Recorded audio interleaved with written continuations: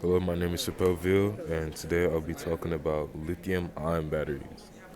Are they the solution to a greener Earth, or do they simply cause more problems, not just environmentally, but on the humanitarian aspect as well? So, the question is, what are LIBs? LIBs are lithium ion batteries, are generally just a rechargeable battery that use reversible reduction of lithium ions to store energy. So, what we see in our phone, Chromebook, tablets, electric toothbrushes, hoverboards, electric scooters, anything with a battery, 9 times out of 10 is a LIB.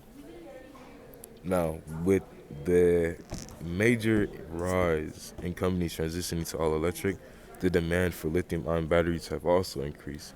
Even politically, on August 25th, California regulators passed rules banning the sale of new gas powered cars by 2035. So we see attempts politically on a business standpoint to prevent excess emissions previously caused by fossil fuels. And it sounds good, like the world is finally taking steps to fight climate change, but LIBs are nothing close to eco-friendly as is promoted. Now, however, compared to fossil fuels, they are very much a greater step to a greener earth, as if fossil fuels consistently emit greenhouse gases while they're creating energy, and LIBs do not consistently emit greenhouse gases, but in the process that they're made, mined, and bought are very, very detrimenting for our Earth. Not just for the planet as well, but the many lives that live on planet Earth. Lithium ion batteries consist of numerous minerals such as cobalt, manganese, nickel, copper, aluminum, steel, and plastic. But I'll be focusing on four minerals in particular: cobalt, nickel, manganese, and lithium. So first, let's talk about the extraction of lithium. Now, the extraction of lithium is a very grueling process on our environment. Just one supply of lithium can decimate entire mountains. Every mine usually has 35 to 40 797 Caterpillar haul trucks and hundreds of other equipment. A single Caterpillar truck uses about 500,000 gallons of diesel a year. A single 500,000 a year.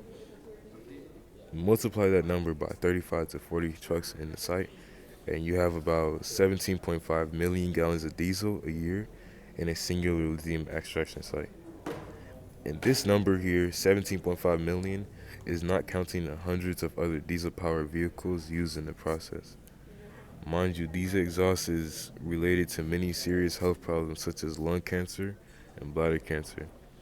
It is proven that any extraction of natural resources are very bad for the planet because removing raw minerals result in stuff like soil degradation, water shortages, biodiversity loss, and the damage to the ecosystem.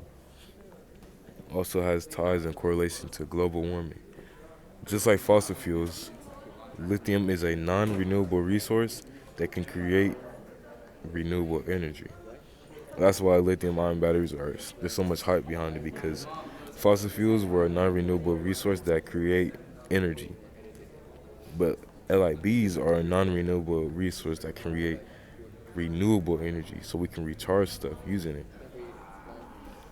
According to a report by Friends of the Earth, lithium extraction inevitably harms the soil and causes air contamination. As demand rises, the mining impacts are increasingly affecting communities where this is harmful. Extraction takes place, jeopardizing their access to water. This not only affects the world, but the communities around these extraction sites. With the mining of lithium, it violates basic human rights on another degree.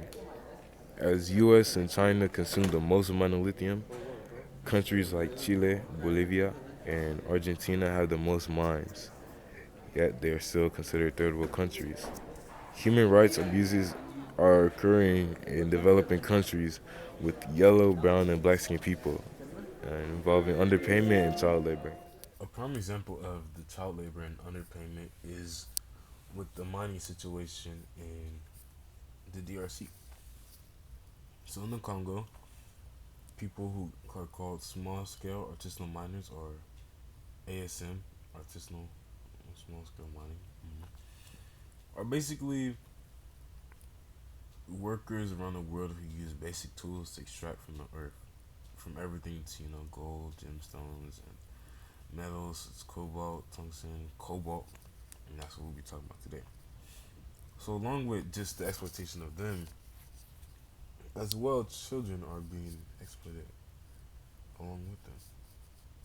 So, the DRC actually has the world's most valuable minerals, such as coltan, cobalt, gold, and diamonds, copper, but they are one of the world's most poorest countries. Isn't that wild? 70% of global cobalt mines are actually in the DRC, yet 20% are produced by artisanal miners, and the rest are from foreign firms, majority China. Um, and the rechargeable battery industry accounts for about 60% of global cobalt demand. So very high demand in cobalt, and they are of cobalt in the DRC, and they are still one of the world's most poorest countries. Cobalt is used for rechargeable lithium ion batteries such as electronic, and we discussed that before. Extraction is directly linked to child labor, safety risks, environmental abuses, and corruption. And this is not looking like it will decrease anytime soon. And perhaps it looks like it's going to project to grow by 60% by 2025. So more child labor, more safety risks with the increase of lithium ion batteries and the demand of coal becoming higher. So that means more child labor, more kids need to go to work, more safety hazards. And the reason why they're safety hazards is because these artisanal miners are not informed on how to properly take care of themselves while mining.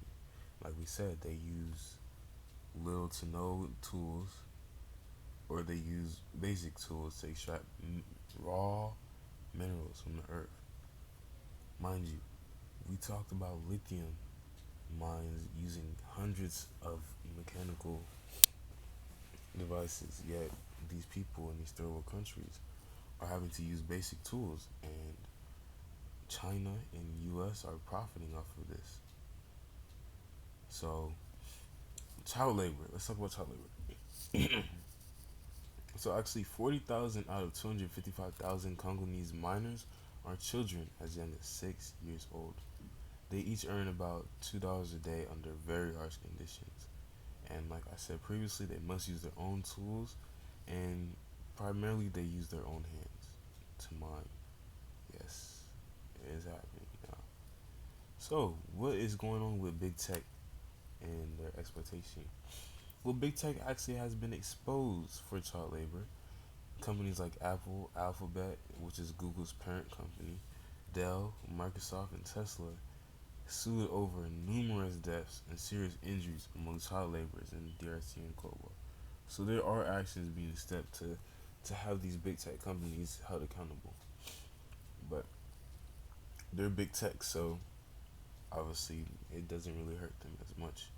Holding big tech responsible is a positive big step, but it increases public awareness. But at the end of the day, they're big tech, so we're still gonna buy from them.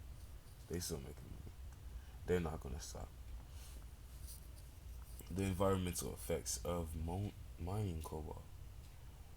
Increasing global demand will result in the growing suffrage of Congo's environment. Simple to put it.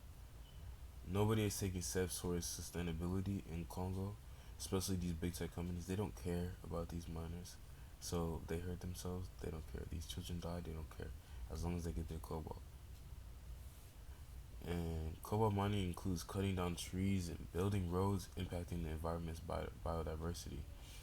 Cobalt contributes to global warming because mining operations generate incredibly high carbon and nitrogen dioxide emissions and sustainable electricity consumption. So just to mine cobalt, it uses very high emissions. So it contributes to global warming. And that is actually the reason why, or part of the reason why Africa produces 5% of carbon dioxide emissions globally. Now, let's talk about another country. So in Mansa, Zambia, manganese mining is plaguing the citizens of this country. So basically, what happened was big battery companies hired miners in Zambia in the 90s for the manganese. And he hired these people so they provided them with tools, safety hazards, glasses, all that. So it was sustainable for the people. It was a win-win. The people in Zambia are getting paid, be able to afford food for their families and stuff. The economy is growing, and these big tech companies, the battery companies, are getting their manganese for their batteries. You know, it's a win-win. What happened was in the early 2000s, these big tech companies go out of business. So a lot of local miners um, don't have any jobs, and they become artisanal miners. So they don't have any money to support their families. Now, this is where big tech sprung and leaped on an injured rabbit because these people need money to survive, and they're known for mining manganese. So then these big tech companies are like, oh, these people already know how to mine. We can just underpay them, and we get our stuff. So that's what they do. Um, and big tech basically they pay minimum low below minimum wage, probably lower than $2 a day for these minerals, and these people are dying and affecting their environment. You know, and this is all from manganese. Now, how does this relate back to lithium ion batteries? Well, these are two factors that create lithium ion batteries. Now, you tell me, do are lithium ion batteries as eco friendly as you believe? I think not. And with the increase in demand and laws being made where we're going all electric, the demand for LIBs are just going to increase higher and higher. That means child labor is going to grow higher and higher. That means exploitation of people in third world countries are going to grow higher and higher. Yes, this is reality. Now, what steps can you do to help this? Well, in reality, there's nothing you can really do. It's kind of like with paper and saying you want to save trees by not throwing away paper. It's like the tree is already dead, you know? So with these batteries are already made, these people are already dead and being exploited. So what you can do is when you have an old phone, don't just throw it away, okay? Donate it to be reused because someone probably died making that phone, making the battery for that phone. So don't just throw away like it's nothing. Thank you for listening and have a great day.